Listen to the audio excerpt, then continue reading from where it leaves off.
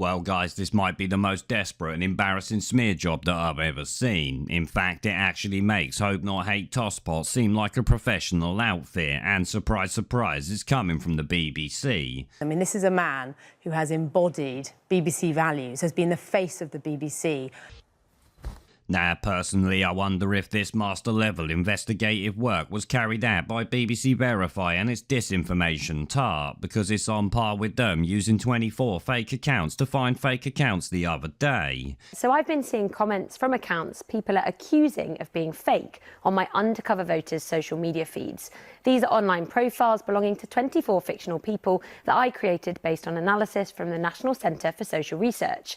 Well, if you thought that was bad, this one here is even better, because their latest hit job against Reform candidates has to be one of the most desperate and pathetic that I've ever seen. Just listen to this. 8 Reform UK candidates have made a wide range of offensive remarks online about women in the past, the BBC can reveal.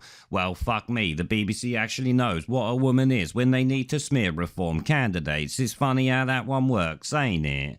The remarks include disparaging comments about the murdered MP Joe Cox, former Prime Minister Theresa May, and a black reality TV contestant. Well, it sounds spicy, I can't bloody wait.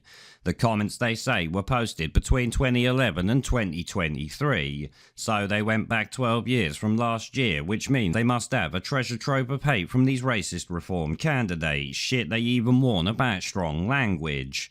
Among the candidates whose comments the BBC uncovered is Simon Moorhead, who wrote Joe Cox was a dreadful woman with bad ideas. He then added no one wanted her dead though.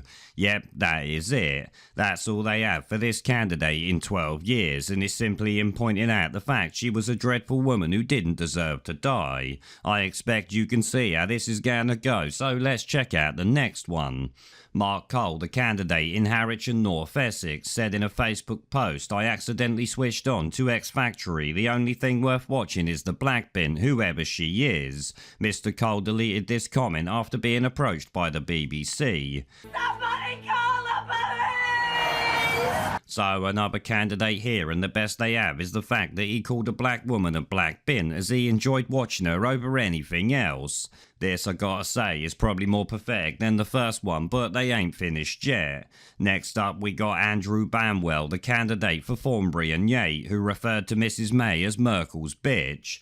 Once again, that's a nothing comment. That's clearly all they managed to find in 12 years of posting. Was it really worth it, BBC? Next, Malcolm Colpiss accused women dancing in a video of behaving like a gutter slut and referred to one woman as a malignant old hag. Shit, the BBC smears are like a who's who of where to put your vote at this point, ain't they? These comments are not bad, they're just funny and seem like the normal sort of banter people post, much like this one here.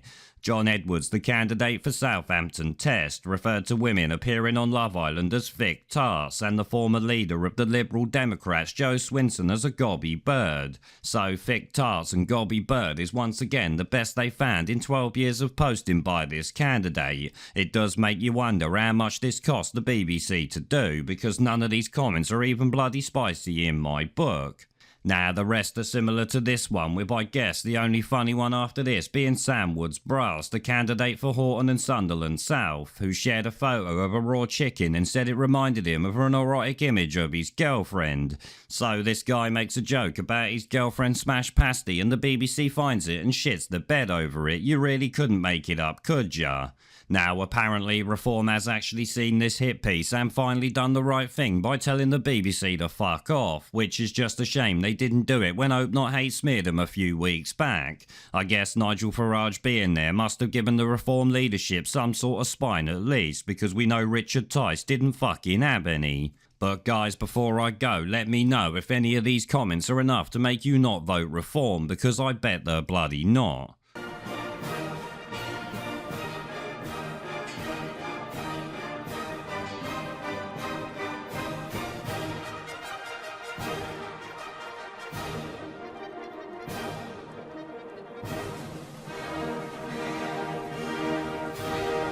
Pandemic. We're